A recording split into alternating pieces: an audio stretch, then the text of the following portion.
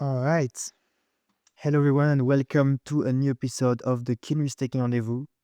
Today, I'm joined by my Kiln co-host, Sebastian, principal engineer at Kiln, and Jonas, co-founder and CTO at Chainbound, to talk, among other things, about Bold, Chainbound symbiotic network. Jonas, how are you doing today? I'm good. Thank you very much, and thanks for having me. It's our pleasure. Thanks for being here. Um, I want to start this off a bit by giving you the opportunity to introduce yourself and tell us a bit like your background and I guess like your history, your journey in the blockchain crypto space. Yes, perfect. My journey in the crypto space began when I was still in school. I think 2017, 2018. I was not doing anything technical at the time. It was actually before college. Um, but I was intrigued by all of the coins and the trading and day trading and all of that. So I tried that for a while. There was the ICO bubble and all of that. Um, and it didn't go well, obviously, like for a lot of people, including me. But I did learn some very interesting stuff on the technical side. So this was 2018, um, and it sort of pushed me in the direction of becoming more technical. And so I went to college. I did computer science, and in the meanwhile, I did a lot of distributed system stuff, blockchain related stuff, including a rabbit hole down, with MEV, like a lot of people. And that was, I think, back in 2021. So before the Flashbots days, and back then everything was very latency based, um, and that's actually where the first of our products came from. So uh, as Chainbound, we have a couple of them. Fiber is the first one, and that actually came out of my experience, and then later my co-founder's experience with MEV and with latency and all of that. But so yeah, at the end of my student career, I did a internship where I met Francesco, my co-founder, and a bit later we started Chainbound. Uh, but yeah, I'm super interested in all of the technical stuff around blockchains. I think it's even more interesting than the economical aspects, like how you make a system um, fully, like resistant to censorship and global and agree on the state all of the time. I think that's very interesting to do, especially in a permissionless setting. Um, and I'm sort of a decentralization maxi, which also comes back in a lot of our designs, or at least we try to be. But yeah, that's a bit about me. Great. I'd love you given a bit of an intro on like Chainbound's history, but could you go a bit deeper on like the different introduce the different projects you guys have been Yep. working on, and kind of like explain to us like the I guess like the history and the vision behind each of them, and Yes. which was the one that kicked things off for you guys? It was fiber. So fiber is the first one, and I have to warn you, there's no real silver lining, I would say, between all of them, especially like except the first two are related to MEV. But Bolt is sort of separate from that. It's a bit more ambitious. It's out of the MEV space. But I'll start like chronologically. So Fiber is a mempool service and block streaming service. Uh, and essentially, it's just a network of very lightweight nodes. We call them sentries that are deployed across the world, and they connect to Ethereum's P2P network. And they listen for transactions, and they listen for blocks, and they communicate over an internal network that is faster than like your regular internet connections. And this data is like MEV data, so it's useful for traders and blog builders, etc. Or at least it was extremely useful because everything was latency based. Now it's a bit less useful because everything is auction based. But there is still quite an edge in having fast access to information, especially like as a blog builder and as a trader.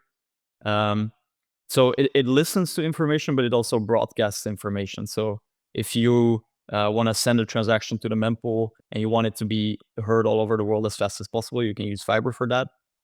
If you want to broadcast a block, so that it reaches the whole consensus network as fast as possible without like any and thereby reducing your risks of like orphaning blocks and reorgs, etc. You can also use it for that. So that was the first product, and it's very it's very engineering heavy, I would say, and it's more of a B2B product. The second one sort of builds on that. It's called Echo.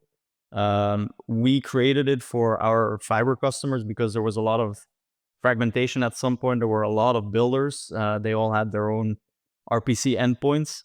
And so we built Echo basically as a way to make it easier for our customers to just use one unified endpoint where they can send their bundles and their private transactions, and that would be multiplexed to all of the builders. And it also provides like a fallback for mempool transactions. So if you want your transaction to be sent to the mempool, it will route it through fiber, just for faster propagation. But yeah, that's about it. That's about it. And they're very MEV heavy. And after a while, we decided that the MEV space, while super interesting, is mostly getting smaller. And so we wanted to do something more ambitious, as something that could also leverage what we learned from fiber in terms of latency. And so when like pre-confirmations became a thing, we thought that would be like super interesting to tackle, both like trying to make it a very good technical product, trying to make it credible, but also of course like thinking about the performance aspect of pre-confirmations, which is important. Yeah, I think so. Sorry, I'll take over just for one more question, Sebastian. So like I think it's a perfect segue into my next question, which is, can you explain for us what are pre-confirmations and why are they valuable for Ethereum? Yeah. So a pre-confirmation is basically a commitment about like some future state of your transaction from an entity that is authorized or in a position to give these commitments. So put more simply, like an inclusion there's a distinction between a couple of flavors, but let's start with like an inclusion pre-confirmation. Inclusion pre-confirmation would be you get a commitment from the proposer or someone that has the authority to build a block that they will include your transaction. And if the pre-confirmation protocol is credible enough, you can take that commitment at face value as if that transaction is almost already included. Like obviously there's always some of that last mile risk, but essentially they can simulate faster transaction inclusion given that they're credible enough. And so there's a couple of flavors. Like inclusion is one of them, where you just want your transaction to be included, but you don't necessarily know anything about the post-execution state of that transaction, or like what actually came out of it. So if you're doing a swap through an inclusion transaction, you're not going to know what happened until it's actually included in a block. And then there's the other more interesting but more challenging kind, which is execution preconfs, which is what you get on rollups. There, a sequencer commits to some ordering of your transactions, which gives them the execution outcome, and they send that over to you, and you can take that at face value. The actual settlement on a rollup happens later, but because we trust the sequencer, because the system is credible, those transactions are taken at face value, and you have a pop-up in your wallet that says transaction confirmed, and so on. And so on the Ethereum L1, you could also do execution preconfs, but it's a lot more challenging. But why they're important is mainly because users like low latency. Like Ethereum has a relatively high block time compared to other systems like rollups and like Solana and other like high speed chains. And so pre-confirmations could offer a way to sort of get around the consensus constraints that Ethereum has, in the sense that it's highly decentralized. There's a ton of participants. Coming to agreement on the state of the chain is not trivial. And so there's this need for a bit of a longer block time, but you can offset some of that with a well-designed pre-confirmation protocol. Or at least that's what we're trying to do. That's what a lot of teams are trying to do. Nice. So there is some, like, it's just an open question. There is some overlap with pre-confirmations and fossil, which is like an EIP that has been discussed for a while now, and I think it's maybe scheduled for the upgrade after Pectra. It's not clear yet. I think it was proposed in the last ACD call. So how do you see the future of pre-confirmations? Like, do you see like towards more advanced mechanisms like you describe, or like do you still think there will be a place for inclusion? Like fossil, just to be clear, is like forced inclusion lists and like being able to have some sort of like guarantees that your transaction is going to make it in a block. So it's a bit similar to pre-confirmations, but without the latency benefit. Sorry, but Right. this is a bit blurry, but No. It's true, and I've actually written about this a while back. I'm not sure where Fossil has evolved to, but yeah, it's an inclusion list design, and I think like inclusion preconfs are very similar to inclusion lists, except that they're more financialized in a way. Like you can buy, or at least in Bolt, you can buy inclusion from a proposer. And then the moment you bought that and the proposer made a commitment, that sort of turns into an inclusion list. And so I would say that inclusion precons are actually just a financialized form of inclusion lists. However, right now we don't use like any of the we use an out of protocol form of inclusion list, whereby the proposer, after committing to it, communicates out to the block builder so that they can build around that inclusion constraint. So that's the idea. But it's very similar. I think with Fossil, the difference is that your inclusion list is determined by a committee of proposers and not just one. So there it's slightly different in that it's not a single proposer that has like the authority to say like these transactions must be included. It's actually more of a collaborative thing. yeah, that's super interesting. Yeah, I'm not sure how it's going to evolve, but it's definitely like an area that that is shining these days. Yeah, Cool. I think Yeah. Fossil is also super important for censorship resistance, like especially like the builder market is quite centralized right now, so it's super important, as well as like the move towards EPBS, where the builder role is basically going to get enshrined. Like we definitely need a mechanism like this in protocol. Yep, totally agree. So back to Volt. So what challenges did you face when you were designing your entire solution, and how does economic security guarantees the trustless nature of the system? Right. Okay. There were a lot of challenges. So also sort of stemming from the way we designed this and the way we approached it. So our goal was to make the system as credible as we possibly could make it, and that means starting from the proposer.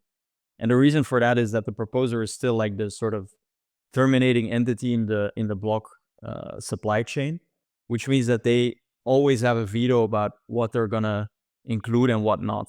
Like you can say that builders build most of the blocks today, which is true, but the proposer can actually, like, given some small configuration like min bit or something, always fall back to a locally built block. And so there's no real credibility from any other entity in the system, at least like naively, to offer these pre-confirmations. And given that we wanted, the maximum level of credibility, and additionally, we would like to have censorship resistance sort of as an added benefit.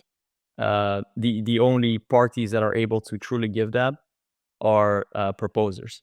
But there is this huge trade-off between credibility and sort of sophistication. Like the whole sort of mechanism of PBS was to outsource sophistication, to outsource and democratize sophistication, so that all builders, so that all proposers could benefit from that.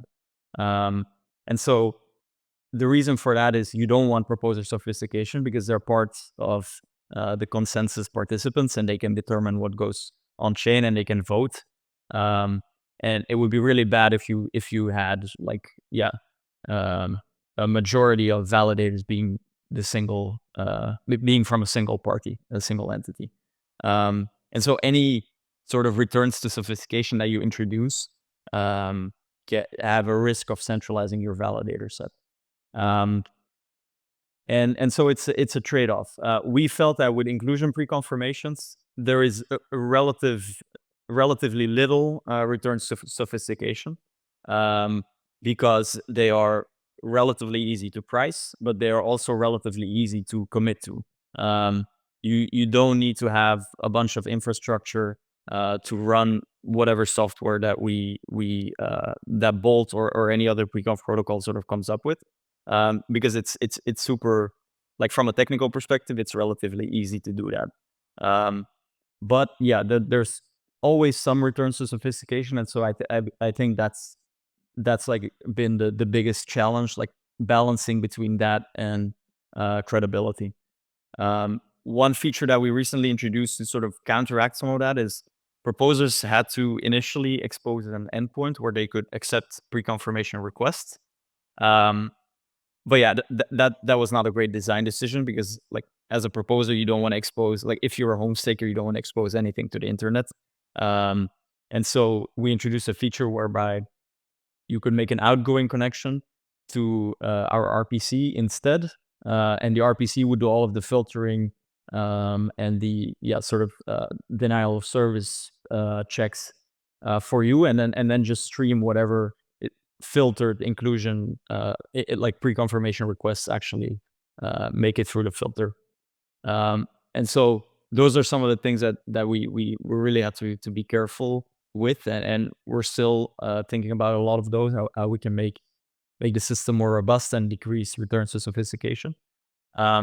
But there's no getting around the fact that the proposer has a very important place in the supply chain. Now, on the economic penalty side, I believe your question was, so because these commitments, again, they need to be credible, and because most proposers are untrusted, but you don't want to leave them out, like, you don't want to work just with the ones that have a reputation. You need some sort of other collateral that is backing that commitment. And for us, economic collateral was the obvious choice, because when you make a commitment and you don't adhere to your commitment, it's relatively easy to prove that on chain, at least some sort of fault. So we call that a fault when someone makes a commitment, doesn't adhere to it, which means that if you have collateral on chain, you can objectively, trustlessly flash that collateral in case a fault occurred, which means that economic collateral is super effective in this manner. And that's sort of another factor of where we gain our credibility from. Yeah, that makes a lot of sense. It's very interesting that you had to rethink a bit the gateway part, so, like, to have it on your side. Yeah, I think it's going to good move. Like, it's going to simplify a lot the setup of solo stakers and so on. Like, so they will just have to run the Bolt sidecar, right? And the Bolt sidecar will just connect to, like, your gateway and receive pre-confirmations, and then the block proposal path is going to be somewhat similar to what they probably have today with Mempirate.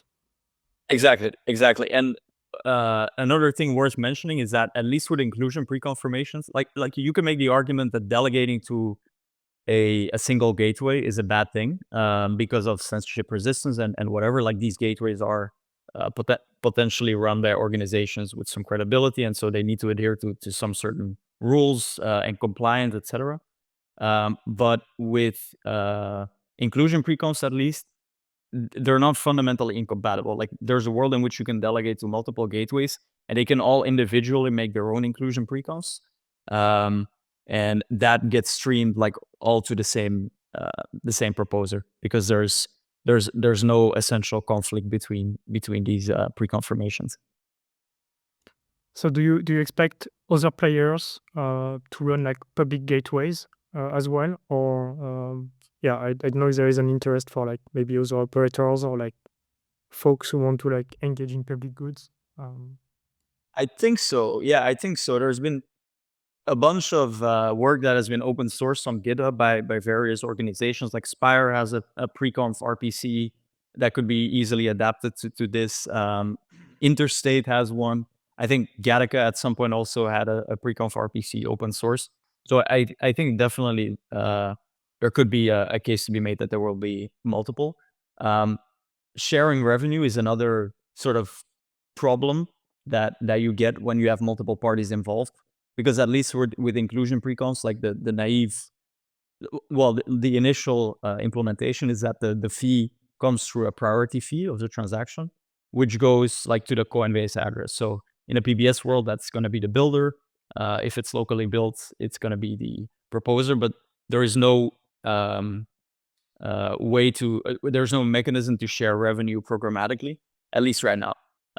But with account abstraction, there's like stuff you can do where you can pay through like partial meta transactions. And so you can have more flexibility into like the way you pay fees.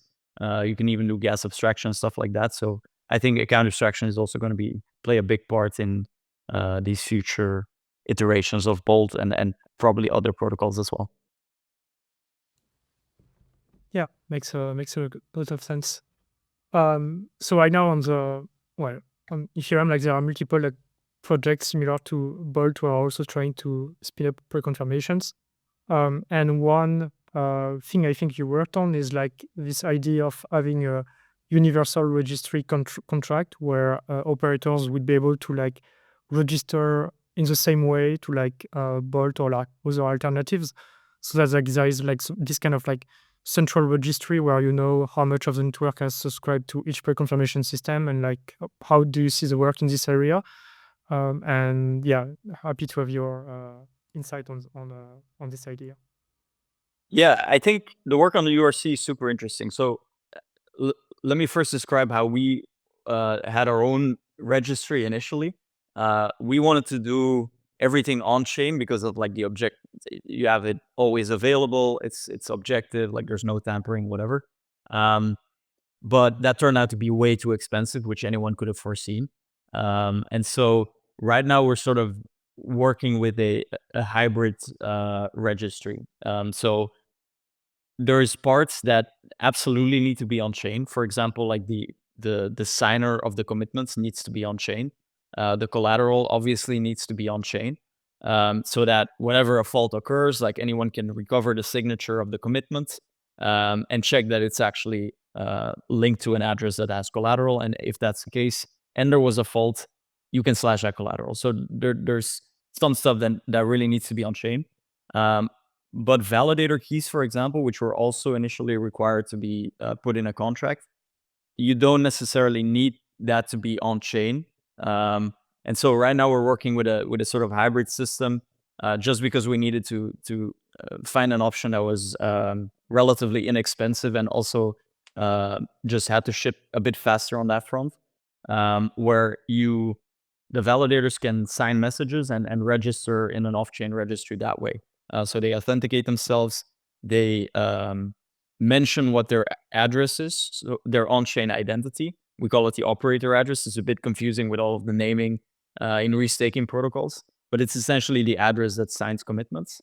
And then they also have to specify an RPC on where they would like to receive those commitments. And that can be their own RPC or could be a delegated RPC. But I think if everyone starts doing this, there's a lot of fragmentation. You have validators that need to, if they want to opt into multiple protocols, they need to re-register themselves. Every protocol has to write their registry from scratch. So I do think there's a lot of value in having like a single sort of canonical registry.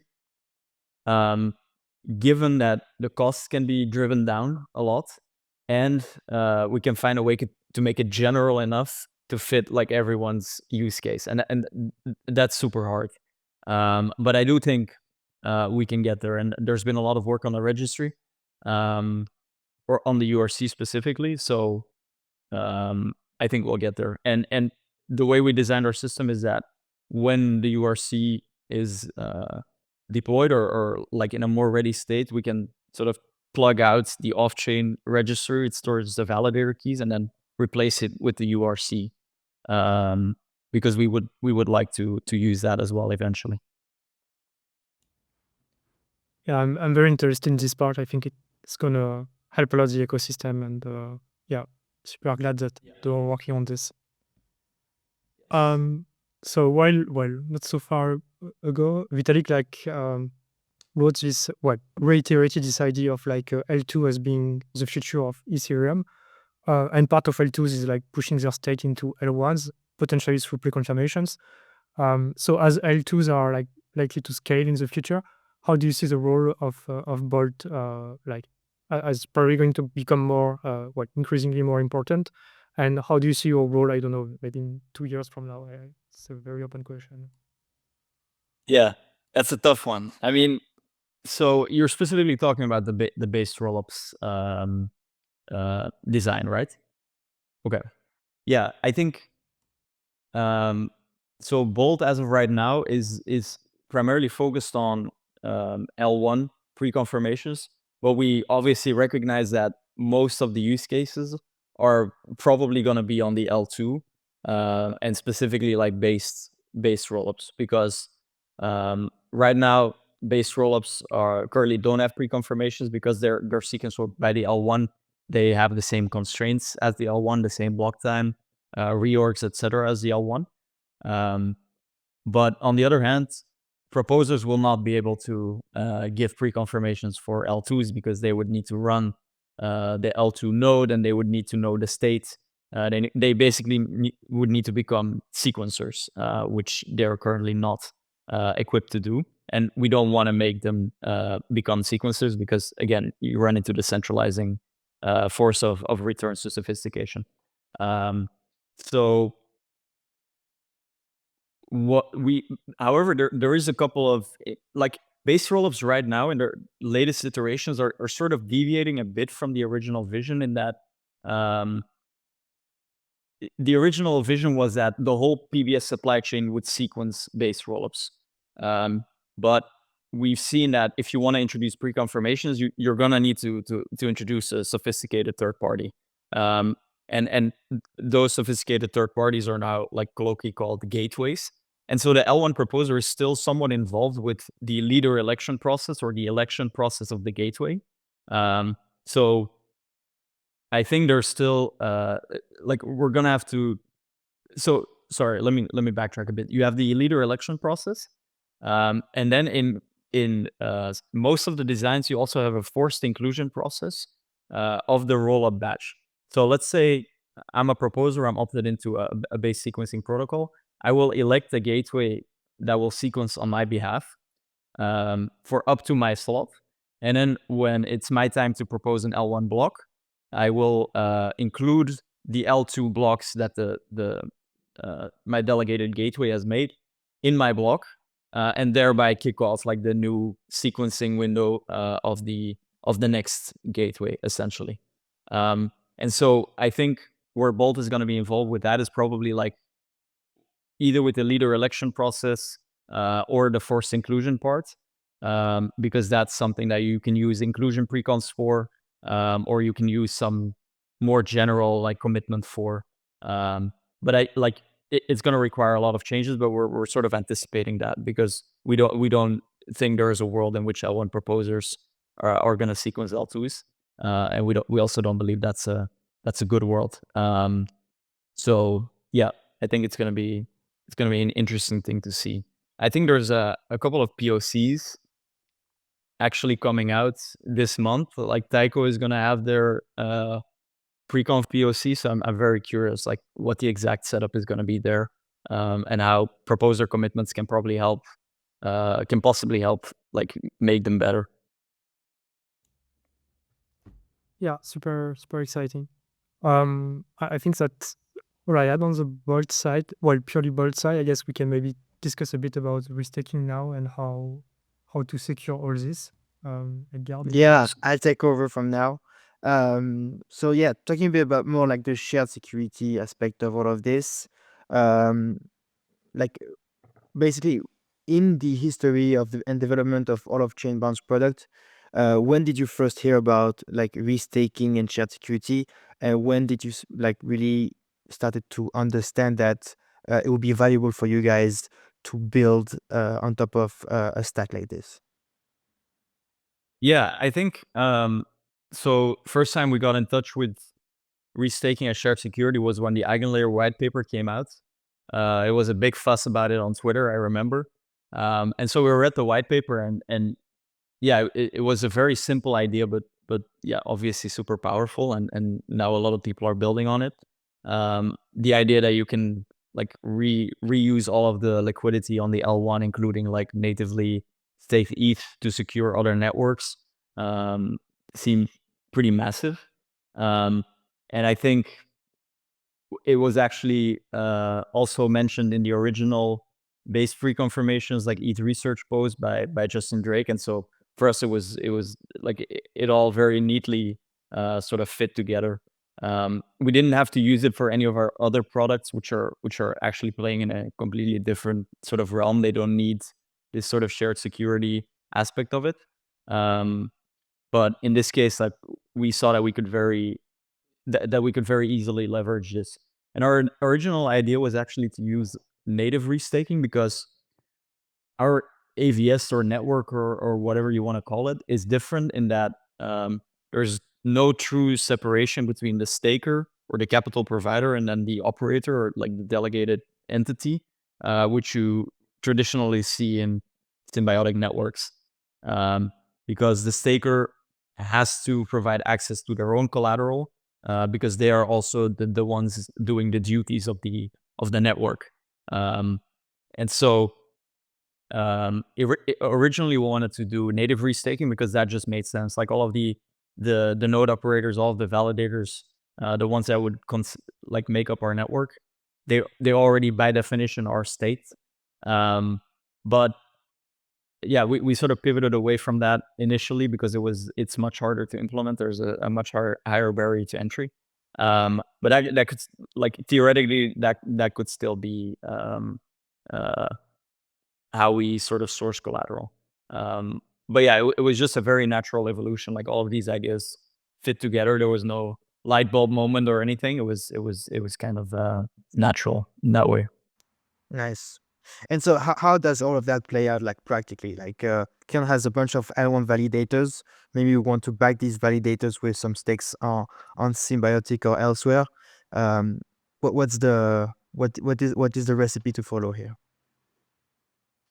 Right. I'm probably gonna get some of the details wrong. But essentially what we need is that Kiln registers an operator. Like currently it's one operator, it could be multiple, on chain in the Bolt contracts, so that we know, like, okay, this operator is willing to receive pre-confirmations, this is the signing key, etc. Then on the off-chain parts, there would need to be a sidecar that would be run by Kiln that can receive these commitments and process these commitments, and sign these commitments also with the key that's registered on chain. And then there's this hybrid registry that I talked about. So I talked about the on-chain component. There's also the off-chain component, whereby Kiln registers their individual validators and makes them eligible to receive pre-confirmations. And then finally on-chain, the operator that has been registered needs some collateral delegated to it through like symbiotic vaults. And once that process is completed, we can actually read that from our contracts and we can expose it to any like off-chain party that wants to read Kiln's collateral and make a decision on whether to send a pre-conf to Kiln or not.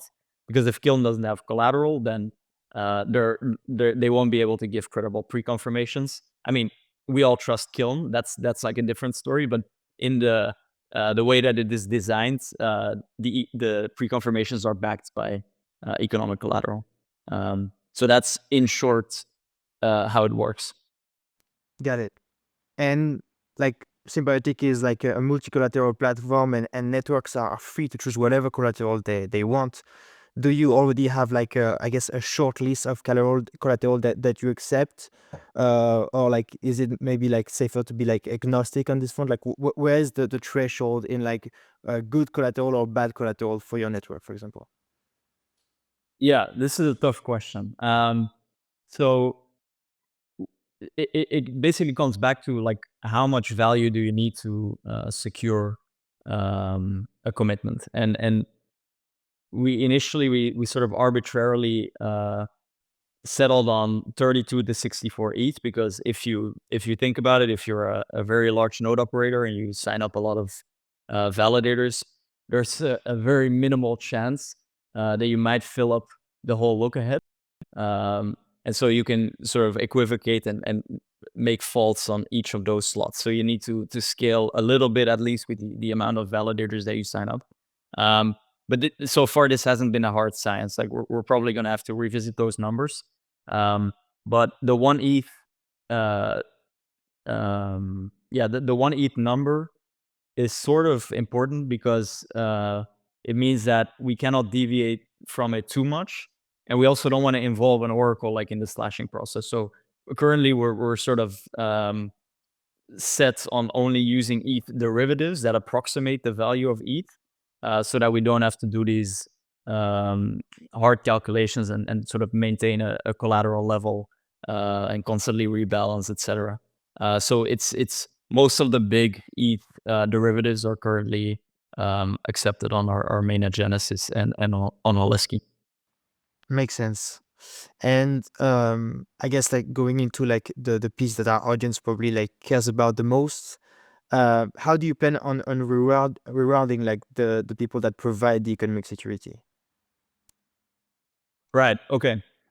This actually gets back to who should provide the economic security. So currently, because the revenue gets shared only with the proposer, the one that makes a commitment, there is no real revenue sharing mechanism. And so we sort of expect that the one to provide the collateral is the proposer at this point. But yeah, as I said before, like with account abstraction, you can sort of play around with different payment mechanisms, which could potentially, where you could potentially introduce a fee switch or whatever that can direct fees to certain participants. That way, you could also pay the gateway for their services in the future. And if the node operators or the validators wanted to and they don't want to provide their own collateral, they can revenue share in the form of reward with all of their stakers. Makes sense. But I would like to say another thing, which is different from networks, that's important to consider. There is a limited usefulness. Like there's a cap on the usefulness of collateral in our system. Like after a specific number, the collateral sort of becomes unproductive, because you don't need more than that to secure pre-confirmations. There's a bunch of other networks that are like this, but there's also, I think, the more the other paradigm where more stake equals more rewards. With us, that's not going to be the case because you only need a limited amount of collateral to secure the protocol. No, you're totally right. Now zooming out a little bit, like we talked a lot about what you're building and the restaking space. Would love to have like your view as like a builder, like as to like what restaking and shared security like really enables. Is this really like something that like simplifies your work, or is this like just like another like flavor of problems that you would have to encounter if shared security was not there?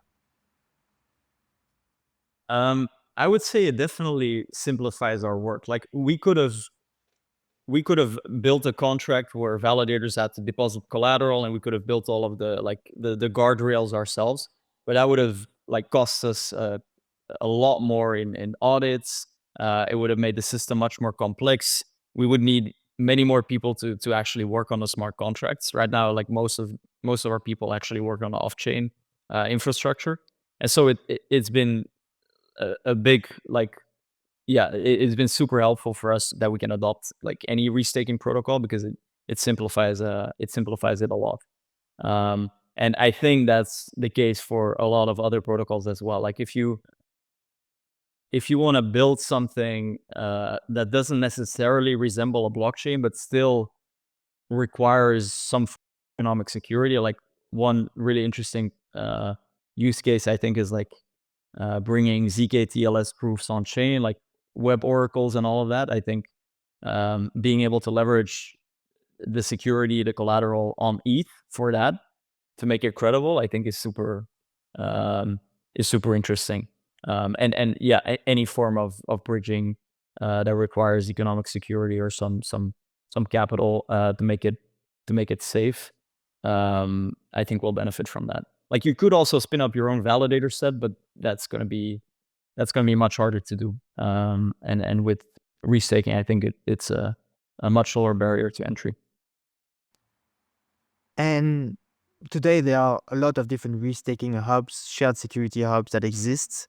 I think you're involved with at least two of them, Symbiotic and Eigenlayer. What do you think this space looks like in the long run? Like, do you think it's a winner takes all market, or do you think there's going to be like segregated, specialized markets for different use cases? What is your point of view here? Oof, I think that's a tough ask. I can speak for ourselves. Like we chose to go with both of them, because we want as many validators as we can to opt into this, because that would just make it much more useful. And if validator A wants to use Symbiotic and validator B wants to use Eigenlayer, we sort of have no choice but to support both of them. And so that's the approach we took. I bet there is a lot of, I don't think it's going to be winner takes all. Winner takes most, maybe, but there's always like individual preferences and security requirements and other stuff that's going to play a role here. So I think there's room for more than one restaking hub. Nice. So talking a bit more about the future, like what's next for Bolt? Like, yeah, what do you have like other projects? So like we saw that you were like started from Fiber and Echo into Bolt. Like, do you have like another project, or do you plan on expanding Bolt, or like maybe tackle more than pre-confirmations through Bolt? Yeah. So Bolt, in essence, is a proposer commitments protocol. So it's more general than just pre-confirmations, and that's also why we're looking at what can we do in the based rollup space, because I do believe that based rollups and like the newer flavor out of it. Well, it's actually not exactly a flavor of it, but like native rollups, etc. There's going to be a lot of interesting internalization going on Ethereum, like with all of the rollups. And I think proposer commitments can be very useful in facilitating pre-confirmations on all of those, because you need this sort of ahead of time commitments as to who is actually sequencing stuff in order to do pre-confirmation. So I think we will definitely look a lot more into L2 and based pre-confirmations in general. As for other projects, right now Bolt is eating up all of our resources. It's a pretty ambitious project, and so I think this is going to be what we're like. The other two actually are put in maintenance mode right now. We put like minimal work in to maintain it, because Bolt requires a lot of thought and requires a lot of engineering. So at least for the foreseeable future, that's primarily what we're going to be working on. Yeah, it totally makes sense. I can imagine all the work you are going through. But the cool thing is that you are building like some of the ideas from Fiber. I guess you are probably reusing them when it comes to the gateway and how to stream pre-confirmations and so on. So yeah, true. It's like you are building a small, nice little mountain. Yeah, we've been able to reuse exactly some of the libraries and components that we've built before for Fiber and Echo. So that's been useful. And so now we've talked a lot about what you guys do at Chainbound. We've talked a lot about restaking. Now, outside of all of that, what are like stuff like that interests you the most in the crypto blockchain space? What takes your time when you're not working? Okay, I see. Inside the blockchain space or outside of it? Or related to it? Can I say related to it? You can say, yeah. Okay, I think obviously the answer is AI and LLMs and agents, etc., etc. I think it's very interesting. I don't particularly like the scammy aspect that's currently going around, but at least the tech is super interesting. Like personally, the way my workflow has changed over the past year is like you get used to it, but if I look back at a year ago, it was a lot different, or like 2 years ago, let's say. So I'm trying to use these tools as much as I can, like trying to integrate it into my daily workflow, and it's actually getting pretty insane. Like what you can do with them and how much you can automate. So I'm super excited about that. And actually at Chainbound, like one of our side projects that we try to spend some time on is we have this research assistant which integrates with our Slack, where every time you send a link in the research channel, the assistant, which is built on like the OpenAI API, will fetch the contents from that link, store it in a vector database, so it's like a second brain for an AI, and then you can use it to answer questions. You can use it to make links to other content, and potentially you can even use it in the future, like when we get artificial general intelligence to generate product ideas and stuff like that. I mean, we'll see, but I think it's super interesting. Also, just working a bit on the on how it works. Like we built the tool ourselves. We didn't use anything off the shelf. It's very exciting what's going on in AI land too. Nice. Actually, now I'm thinking about it. I bet you get this answer a lot. Yeah, actually, we do. Like a lot of people mention AI. We do have a lot of people talking about like AI agents. There's definitely like a lot Right. of noise, but like a lot of builders like do feel like there is a signal in the noise. I don't know, like what's your point of view there? Like if you're a believer in the intersection of crypto and AI, or is there just like all scams? Right. No, probably not all scams. I think, like, first of all, it's an extremely weird and interesting experiment. Like the AI agents, hedge funds and stuff like that. It's just insane, but super interesting. And I think, like, if you imagine all of these things as being truly autonomous agents with an actual like will and I don't know, personality, it makes sense that they would be able to use blockchains to transact and stuff. They can also be censored. They can also be limited in the way they can express themselves and stuff like that. I don't want to personalize them too much because it's weird, but in a way, the same things apply.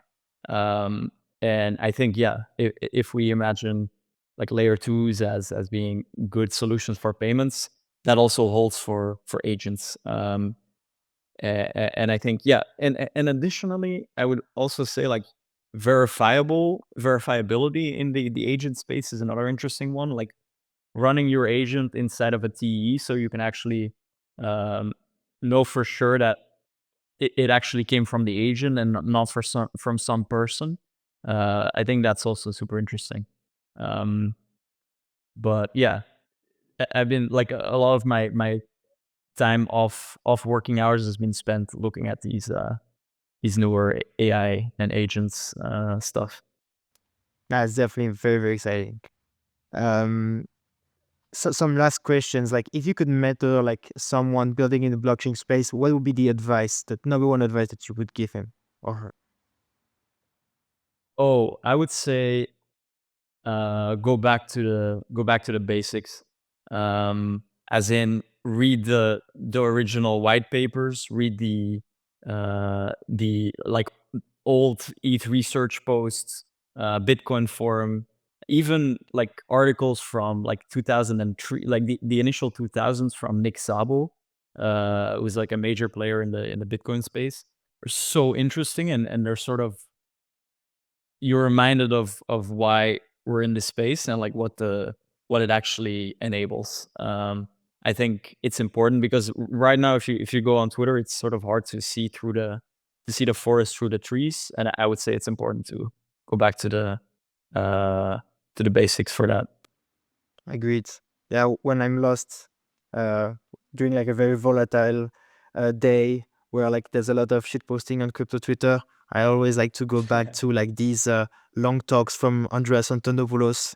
Kind of calms you down and makes you focus on what's really important. Makes you forget about the price entirely. just about the values. It's all about the values at the end of the day. Yes. Yeah. No, Andreas is another good one. Yeah, I would recommend that. Seb, any specific video, podcast, book that you recommend about crypto? Ooh. Well, it's a hard question. I love the Ethereum 2 like consensus books that Ben maintains. It's not fully complete, but I think it's a good read. The consensus specs repository as well, but this is mostly because I'm interested in on the consensus side. I'm too young to go, like my basics like don't go as far as yours, I guess. Oh no, I'm born after most of the basics, but they're still interesting. One thing I love about Ethereum is the Unix style roots. So like a lot of things that I was like reading, were like RFC, this kind of stuff, they were like incorporated in in the way Ethereum works. And like I would recommend reading a book from I forgot the man who wrote SMPD, SMTP or something like this. Like it's called The Cathedral and the Bazaar. And it's about like how open source works and how to build how to basically how software engineering can work in an open source environment and how it's superior in a way from like classic IBM cathedral designs. It's quite a good one, I think. I have been recommended that before. I haven't read it before, but I'll put it on the list. It's written by Eric Raymond. Quite short. Yes, that's him. Yeah, I think he's the one who wrote the like the mail protocol and or maybe the first implementation of it. I forgot, one of the two. So he knows what he's talking about. Yeah, probably part of the original Linux OGs. Yeah. Awesome. Right before we end this, Jonas, I want to give you the opportunity to share with our audience how they can learn more about Chainbound, what you guys are building, what's next on your roadmap, follow you on Twitter, any links, any documentation you recommend? Yeah, so we recently migrated everything to boltprotocol.xyz, which now also has a blog. And in terms of timeline, we recently also, Bolt is open source. So if you want to check it out on GitHub, it's github.com/chainbound/bolt. And in terms of timeline, so we recently did our mainnet Genesis, which doesn't actually have most of the functionality on mainnet yet. Like we're still testing that out on Alesky. Like we want to make sure, because it's quite critical, we want to make sure it's well tested, well audited, and all of that. But mainnet Genesis was an opportunity for node operators, etc., to signal that they wanted to participate in the Bolt protocol. And that was super interesting for us to see like how many people were interested in that. And in terms of next steps, this month is gonna continue improving Bolt, and then we're kicking things off with an audit by the end of this month. And this is primarily for inclusion pre-confirmations, and then in parallel there is the research sort of going on for additional proposer commitments and looking at the base rollup space a bit more. But that's sort of primarily what we're working on right now. And we also want to make it a bit more useful or clear for people on how they can actually test this stuff on Alesky. So we're building like various front ends that will allow people to test pre-confirmations. Amazing. Well, Jonas, thank you so much for joining us. Seb, thank you for co-hosting. And for those listening to the podcast, stay tuned because more episodes are going to be dropping. And I'll see you in the next one. Bye. Thanks for having me. Bye. See you.